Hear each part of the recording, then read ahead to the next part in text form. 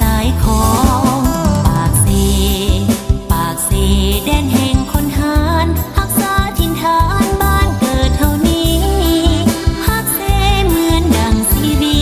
เถิดเกียรติศักดิ์ศรีคงเซโดนอาจหา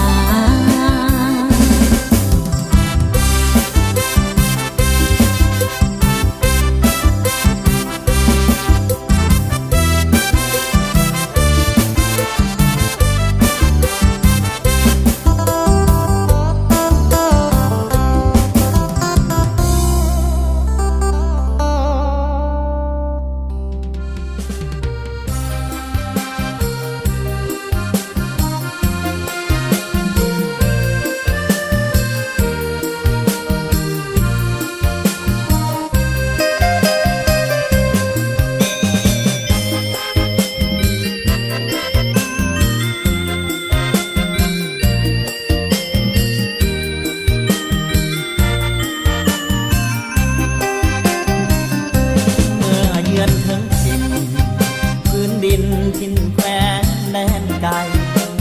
ปากเซสวยจับใจเลือดไทยนางนาผู้มาเชียร์สวยเด่นตั้งสูงสง่ายามท่าได้มาเห็นแล้วพาใจสุขสันต์เมื่อได้มาอยู่เหมือนเป็นบุญค่าน้อมนำปากเซ